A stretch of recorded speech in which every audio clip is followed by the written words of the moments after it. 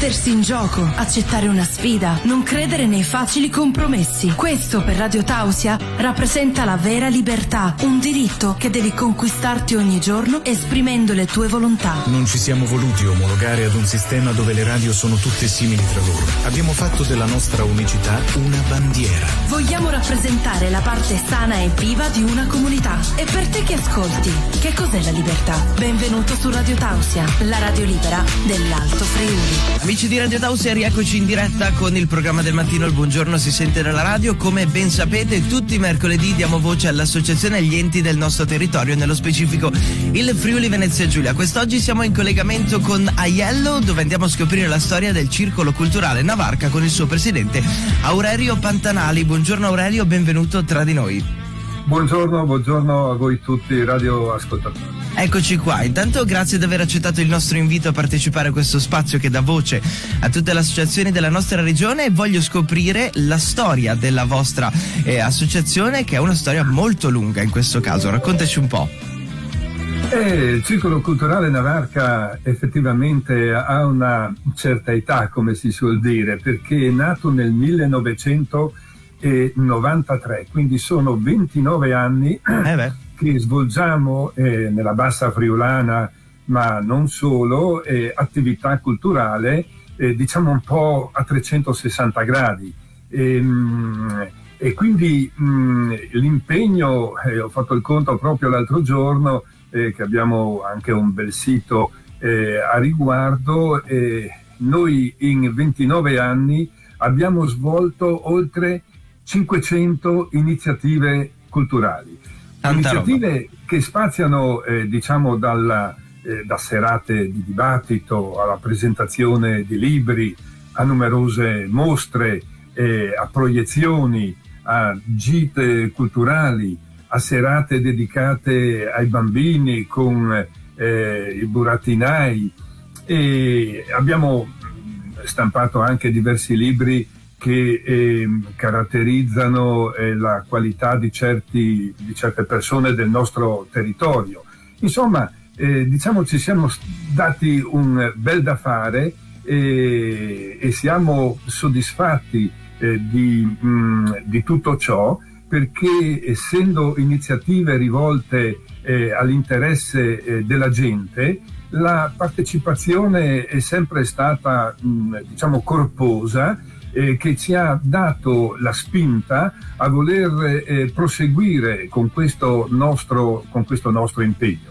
Naturalmente si svolge il Circolo Culturale Navarca svolge le sue attività senza alcun scopo di lucro, e pertanto c'è la volontà e il piacere di tutti i collaboratori a portare avanti queste belle cose che facciamo per coinvolgere la nostra comunità locale in particolar modo, ma con certe iniziative andiamo anche oltre la nostra regione.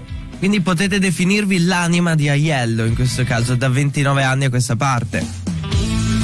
L'anima culturale sì, ma comunque ad Aiello è un paese molto molto attivo sotto tantissimi aspetti, devo dire che svolgono anche altre associazioni e attività con particolare impegno, e quindi anche gente dei paesi limitrofi si porta qui da noi a partecipare e si sentono diciamo attratti da questo particolare interesse culturale.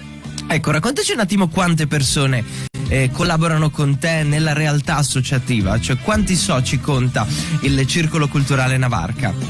Ma diciamo che come tesserati più che soci, mediamente il sostegno da parte della gente siamo intorno ai 70-80 persone come tesserati, ma persone poi operative in forma concreta siamo 5 o 6 persone che poi si impegnano a seconda del tipo dell'attività bisogna svolgere. Come tutte le realtà associative, come no? tutte le realtà che poi si concentrano, queste associazioni, tra cui anche la nostra, nel fulcro o del presidente, più del vicepresidente, che poi si danno da fare per coinvolgere anche gli altri. Oggi non è facile, devo dire, coinvolgere le persone, perché tutti hanno pochissimo tempo da dedicare, insomma, no? Però se c'è questa volontà di diciamo dell'impegno di chi ha deciso di portare avanti in questo caso nostro il Circolo Culturale Navarca, trascina poi anche tutto il resto, insomma, no? Io purtroppo sono da tanti anni che cerco un sostituto come presidente. Molto difficile. Ma da quando è nato il circolo sono qua a svolgere sempre in prima persona l'impegno di sostenere queste belle iniziative aietisti. Beh, sei una sicurezza, quindi, dai. Ma speriamo di proseguire, insomma, la volontà c'è, dai. Ecco, quello è fondamentale.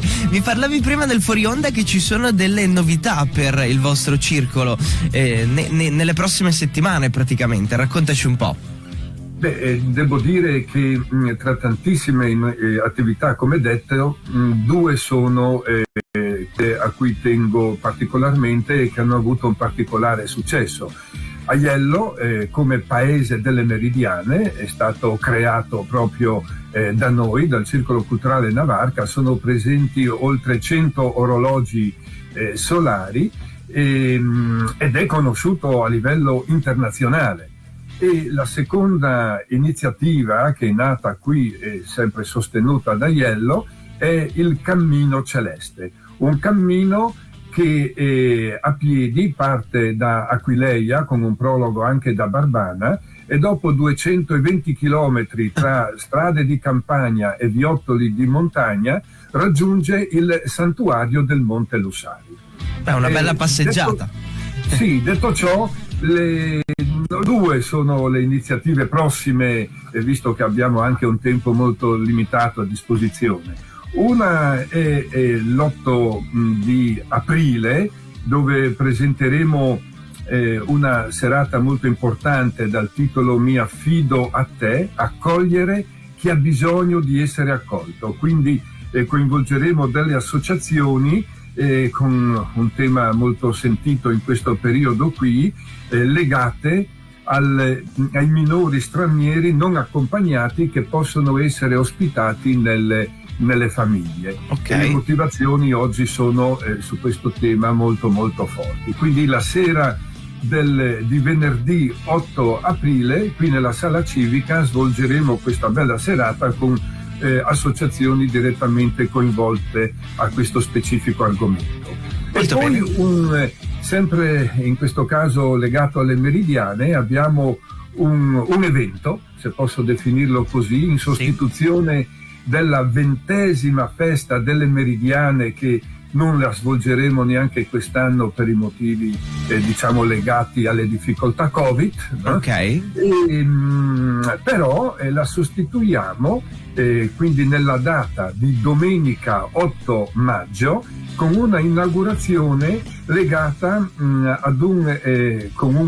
all'inaugurazione di un importante monumento gnomonico, è tutto in acciaio, ha la forma di un grande pallone da calcio dal diametro di 1,80 m, dove saranno incise sulle lastre di acciaio del 15 Meridiane, dedicato a chi?